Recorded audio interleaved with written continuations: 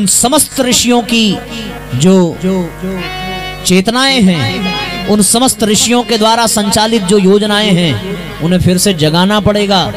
क्योंकि ये असुर बढ़े क्यों? जब उन ऋषियों के द्वारा संचालित योजनाएं, उनके द्वारा चलाई गई परंपराएं, जिसकी चर्चा प्रारंभ में की थी, वो सब बंद होते चले गए। उन्हें जगाना पड़ेगा। समय आया, भगवान ने धरती पर अवतार लेने का मन बनाया। इस धरती पर अवतार लेने के लिए कौन सी चेतना को माध्यम बनाया जाए? खोज प्रारंभ हुई।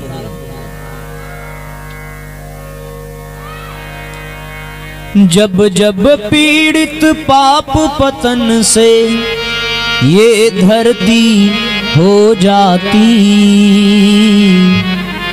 जब जब पीड़ित पाप पतन से ये धरती हो जाती,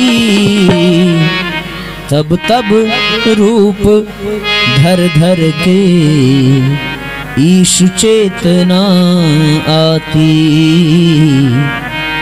करने हल्का भूखा भार आते धरती पर अवतार। एक साथ तालियां बजाते हुए भावपूर्वक दोहराएंगे।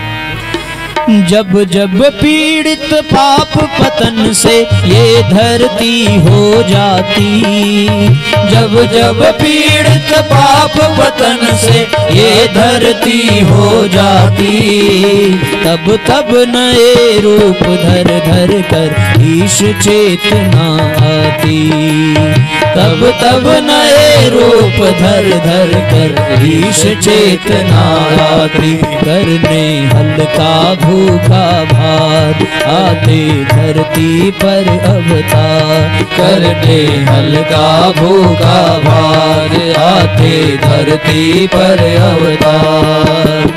पीड़ित हुई आज मानवता, चिंतन में विकृतियां आई, पीड़ित हुई आज मानवता, चिंतन में विकृतियां आई, अंधकार में भटका मानव भीषण विपदाएं गहराई, अंधकार में भटका मानव भीषण विपदाएं गहराई, करुणा से हो उठी द्रवित पर, करुणा से हो उठी द्रवित पर, युग सृष्टा की छाती, तब तब नए रूप धर धर कर ईश चेतना आती, तब तब नए रूप धर धर कर ईश चेतना आती, करने हल्का भूखा भार आते धरती पर अवतार, करने हल्का भूखा भार आते धरती पर अवतार। ऋषियों ने खोजा कौन सा माध्यम बने जो भगवान को अवतरित कर सके और ऋषियों की परंपराओं को शुरुआत कर सके। उनकी दृष्टि पहुंची उत्तर प्रदेश में आगरा जिला आंवलखेड़ा ग्राम, और वहां पंडित रूप किशोर शर्मा जी के यहाँ एक नवनिहाल शिशु को देखा, जो प्रतिदिन सुबह ब्रह्म मुहूर्त में संध्या वंदन करता है। माँ गायत्री के मंत्र का जाप, सविता का ध्यान, घृत से जलता हुआ वो प्यारा सा दीपक, छोटी सी कोठरी, आध्यात्मिक वातावरण से भरा हुआ जीवन। झांक करके देखा, पूर्व जन्मों का विवरण लिया, चेतना की पात्रता क्या है। देखने में लगा ये वही चेतना है जो 13वीं शताब्दी में बनारस में कबीर दास के रूप में आई और आकर के पाखंड कुरीतियों को नष्ट किया। अगला जन्म देखा 16वीं शताब्दी में महाराष्ट्र की धरती पर मुगलों के आतंक को नष्ट करने के लिए यही चेतना समर्थ गुरु रामदास बनकर वीर शिवाजी को माध्यम बना करके युग परिवर्तन का कार्य करती है। समय आगे बढ़ा, ठीक 200 वर्ष बाद फिर 18वीं शताब्दी में वही चेतना कलकत्ता की धरती पर रामकृष्ण परमहंस के रूप में आती है और विवेकानंद को माध्यम बनाकर पूरी दुनिया में सनातन धर्म के तिरंगे को लहराती है। अब वही चेतना इस बालक के शरीर में है। इसकी पात्रता को देखकर इसे ये जिम्मेदारी दी जाए, इसे माध्यम बनाया जाए। बालक श्री राम शर्मा में वह विशेषता दी दिखलाई। बालक श्री राम शर्मा में वह विशेषता दी दिखलाई। स्वयं हिमालय की ऋषि सत्ता आत्मबोध कराने आई। स्वयं हिमालय की ऋषि सत्ता आत्मबोध कराने आई। गुरु रूप में रही उन्हें वह, गुरु रूप में रही उन्हें वह 24 वर्ष तपाती। तब तब नए रूप धर धर कर ईश चेतना आती। तब तब नए रूप धर धर कर ईश चेतना आती। जब जब पीड़ित पाप पतन से, जब जब पीड़ित पाप पतन से यह धरती हो जाती। तब तब नए रूप धर धर कर ईश चेतना आती। तब तब नए रूप धर धर कर ईश चेतना आती। हल्का भूखा भार आते धरती पर अवतार करने। हल्का भूखा भार आते धरती पर अवतार। गायत्री को साध्य बनाकर अविरल ज्योति अखंड जलाई। गायत्री को साध्य बनाकर अविरल ज्योति अखंड जलाई। युग का अंधकार हरने की उसने सतत प्रेरणा पाई। युग का अंधकार हरने की उसने सतत प्रेरणा पाई।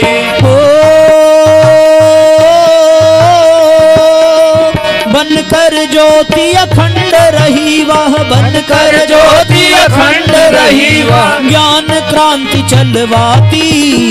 तब तब नए रूप धर धर कर ईश चेतना आती।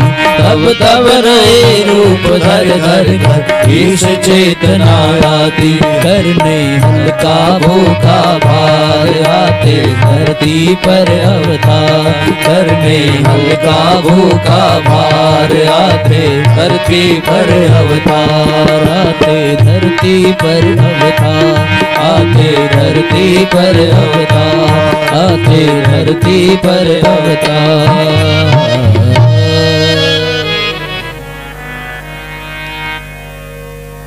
बालक को माध्यम बनाया। 15 वर्ष का वह नवनिहाल नवनीत समान शिशु जो अपनी कोठरी में ध्यान मग्न है।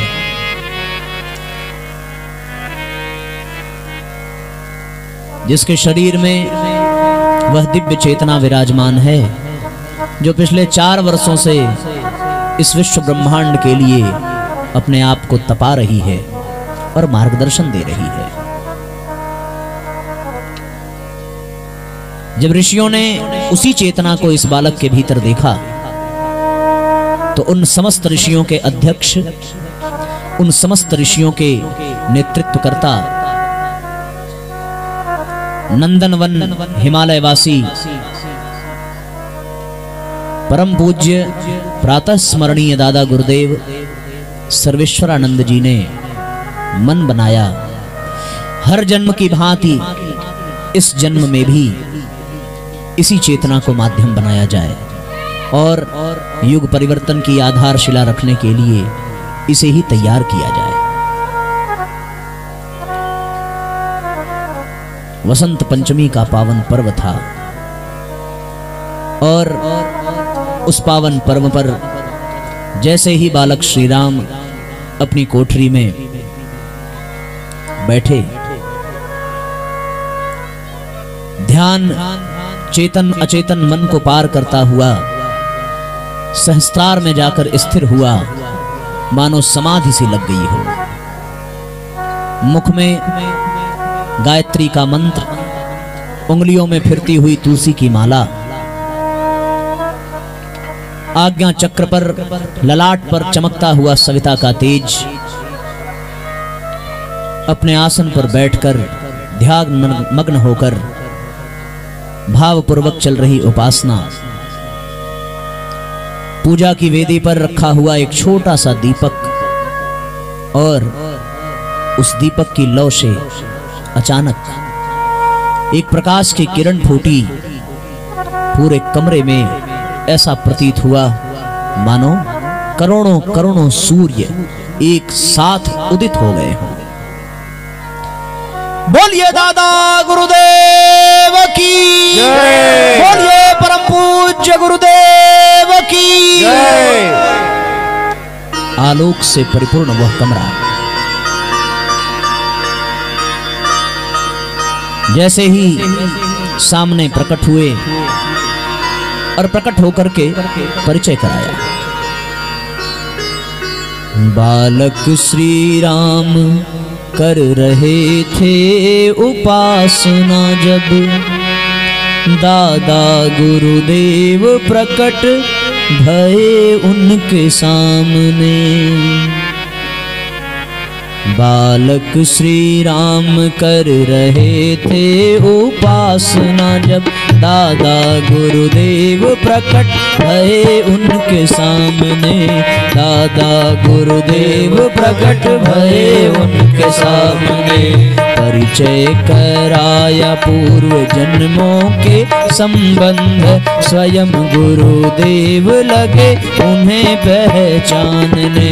परिचय कराया पूर्व जन्मों के संबंध, स्वयं गुरुदेव लगे उन्हें पहचानने। पाकर अमूल्य निधि भाव विवल होने लगे, गुरु शिष्य आज एक दूसरे के सामने। पाकर अमूल्य निधि भाव विवल होने लगे, गुरु शिष्य आज एक दूसरे के सामने।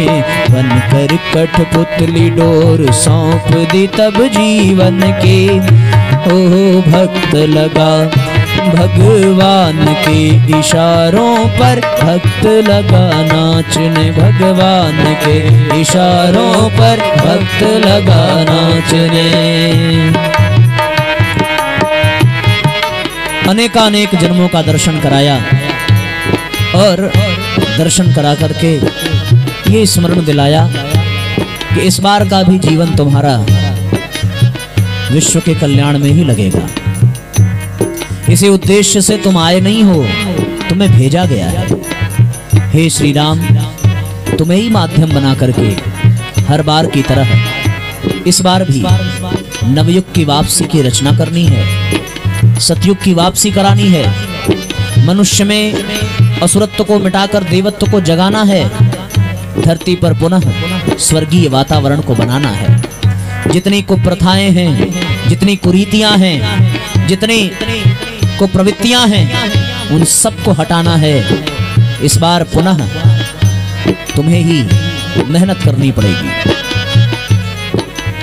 जैसे कठपुतली अपने मालिक को समर्पित कर देती है कि आपकी इच्छा जैसे मन करे वैसे नचाइए।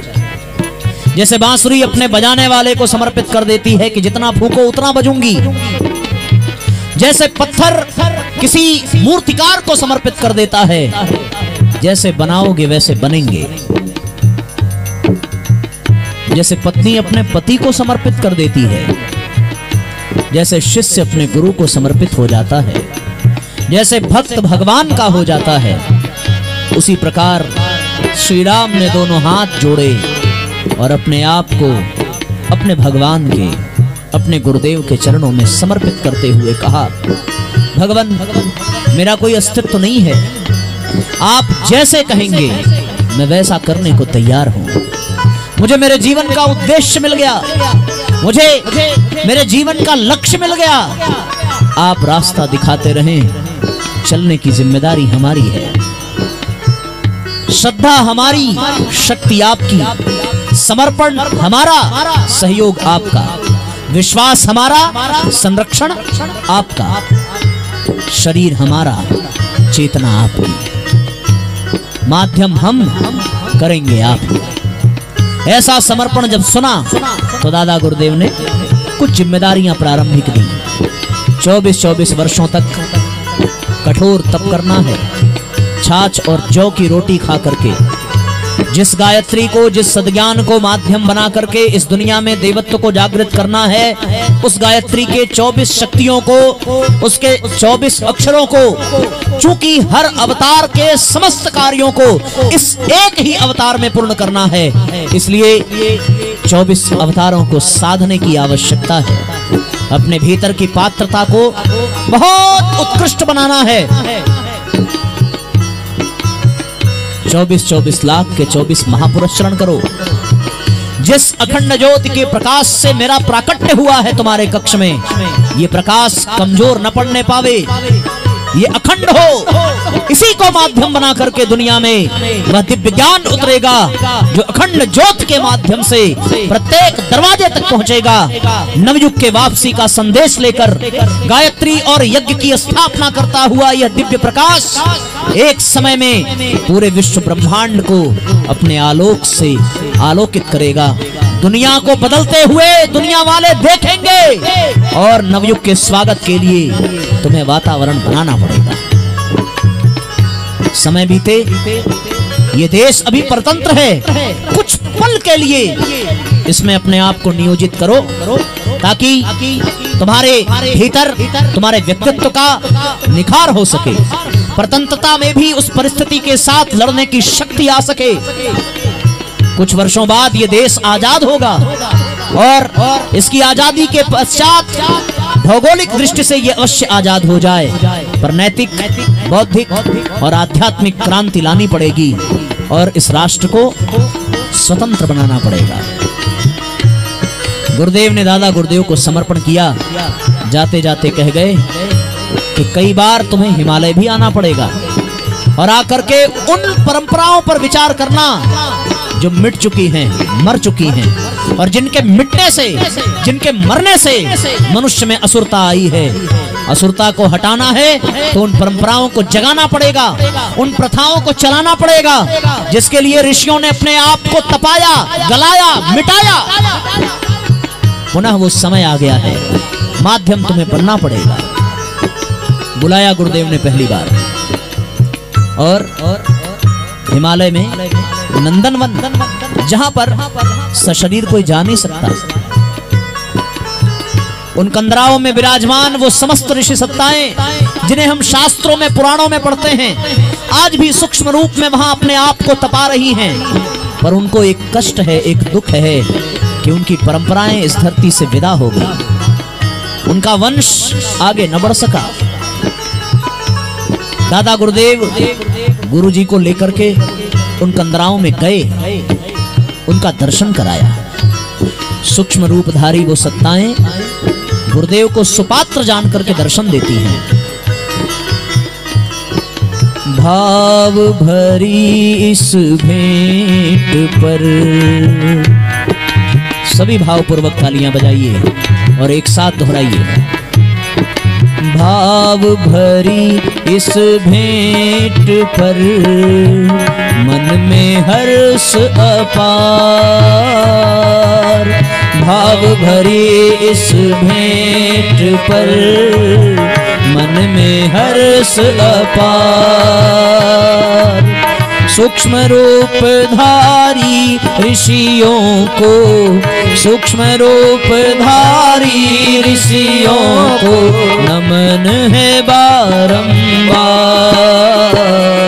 नमन है बारंबार, नमन है बारंबार।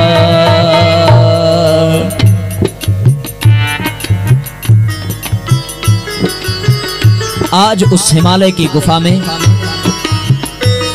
सूक्ष्म रूप में विश्वामित्र भी हैं, वशिष्ठ भी हैं, याज्ञवल्क हैं, चरक हैं, भगीरथ हैं, नारद जी हैं, पतंजलि हैं। सभी ऋषि एक साथ उस गुफा में गुरुदेव को दिख रहे हैं। दादा गुरुदेव ने उन ऋषियों से गुरुजी का परिचय कराया और कहा, ये अपनी कौम का है, अपनी बिरादरी का है। हर बार हमारे द्वारा ये भेजा गया, इस बार फिर से इसका जन्म हुआ है और हमारा काम करने के लिए ही हुआ है। दोनों हाथ उठा करके उन ऋषि सत्ताओं ने पूज्य गुरुदेव को आशीर्वाद दिया, पर उनकी आंखों में आंसू थे। गुरुदेव प्रणाम करके गुफा से बाहर आए और दादा गुरुदेव से पूछा, इन ऋषियों के बारे में हमने सुना है, पढ़ा है, आज देख भी लिया, पर ये इतने तपस्वी हैं, इतने ज्ञानी हैं, फिर इनके जीवन में दुख किस बात का है? इनके आंखों में आंसू क्यों हैं? ये तो सारे संसार को वो दिव्य आनंद प्रदान करने वाले हैं। दादा गुरुदेव ने कहा, बेटे श्री राम, ये अपने दुख से दुखी नहीं है, ये इस संसार के दुख से दुखी है। जब ये देखते हैं कि नशे में चूर हुआ व्यक्ति अपने बहन की कलाई को सौंपने की बजाय अपने बहन को उस अधिकार से वंचित कर देता है, जब ये देखते हैं कि नशे में चूर वो इंसान जो अपने हाथों से अपने पत्नी के सिंदूर को पोंछ देता है, जो ये देखते हैं कि अहंकार से लदा हुआ भ्रष्टाचार और अत्याचार के मार्ग पर चल पड़ने वाला वो संतान जब अपने माँ बाप की कोख को कलंकित करता है, इस धरती पर जब अधर्म बढ़ता है, धर्म घटता है, अनीति का बोलबाला हो, तब ये ऋषि आत्माएं बर्दाश्त नहीं कर पाती, तब ये दुखी हो जाती है। तो फिर ये दुख का निवारण क्यों नहीं करती? बेटा इसलिए नहीं कर पाती क्योंकि ये सूक्ष्म शरीरधारी हैं और इनका शरीर सूक्ष्म होने से ये कुछ नहीं कर सकती।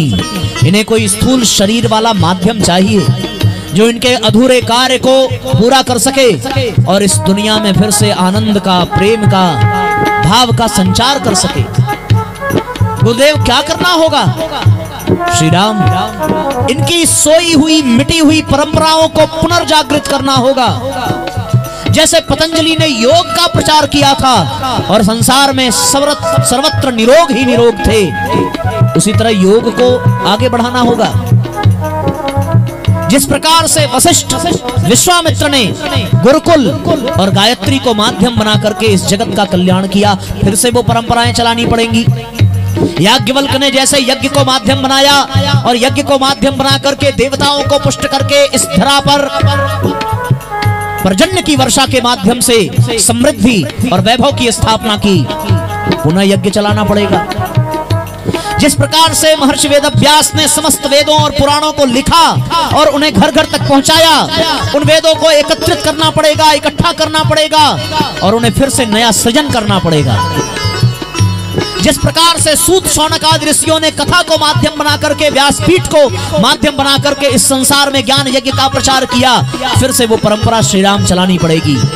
जिस प्रकार से नारद जी ने संगीत को माध्यम बनाया और मनोरंजन के साथ साथ लोक रंजन की आधारशिला रखी, वैसे गीत का प्रचार करना पड़ेगा। जिस प्रकार से इस दुनिया में भगीरथ ने गंगा को प्रवाहित किया, वैसे ही ज्ञान की गंगा बहानी पड़ेगी और अपने आप को तपा करके प्रारब्ध, कुसंस्कार, कुरीतियों के बोझ से लदे हुए पूर्वजों का उद्धार करना पड़ेगा। जिस प्रकार से परशुराम ने क्षत्रियों का सर्वनाश किया था, उसी प्रकार फिर से किसी परशुराम की भांति इस संसार से अहंकार को, काम को, क्रोध को, लोभ को, मोह को, ईर्ष्या, द्वेष, मद, सबको मिटाना पड़ेगा। एक बार नहीं, बार बार मिटाना पड़ेगा। आज वो समय आ गया है। गुरुदेव, इतना बड़ा काम कैसे होगा? कौन करेगा?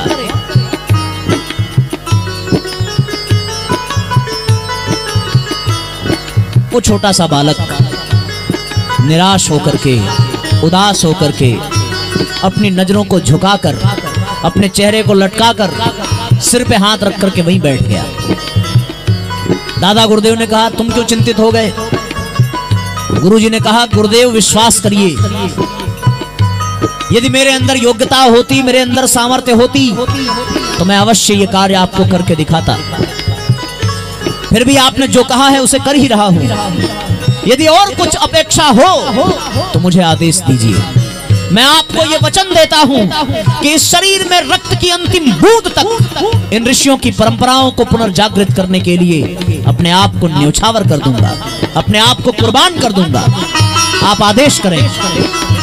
मानो दादा गुरुदेव के नेत्रों में चमक पैदा हो गई। वो यही तो सुनना चाहते थे, इसीलिए तो मिलाया था। गुरुदेव की कलाई पकड़ी और बड़े उत्साह से फिर से गुफा में गए और जाकर के कहा मिल गया वो चिराग, मिल गई वो रोशनी जिसके लिए ये दुनिया इंतजार कर रही है। अब आप लोग आदेश करें, आप संरक्षण प्रदान करें, आप सहयोग करें। हमारा ये श्री राम फिर से इस दुनिया में ऋषियों की परंपरा को जन्म देने जा रहा है। हमारा ये श्री राम फिर से नए अवतार के तरीके से मत्स्यावतार की भांति, रामावतार की भांति, बुद्धावतार की भांति इस दुनिया में प्रज्ञावतार करने जा रहा है। और ये सृष्टि पुनः सतयुग के दर्शन करेगी, इसमें कोई दो राय नहीं। पर इसका एक प्रश्न है, वो मिटाइए। ये कह रहा है कि करेंगे कैसे, होगा कैसे? ओ सूक्ष्म रूप धारी, हो सूक्ष्म रूप धारी सभी ऋषियों के नयन आज।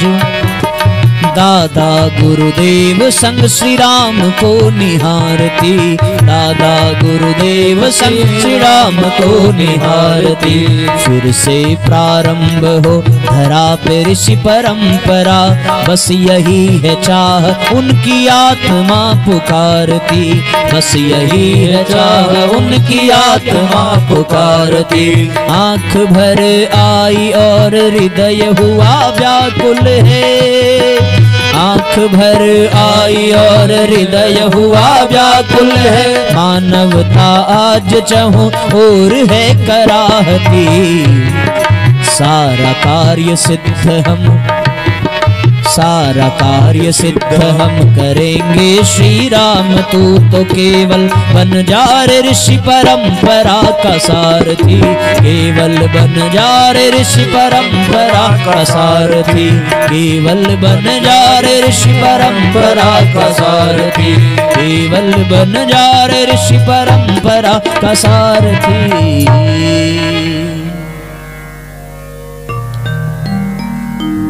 घुटनों के बल बैठ करके दंडवत प्रणाम किया। आप आदेश करें, हम काम करेंगे। आए लौटकर। अब आप बताओ, जो उन्होंने वचन दिया वो किया कि नहीं किया? किया ना?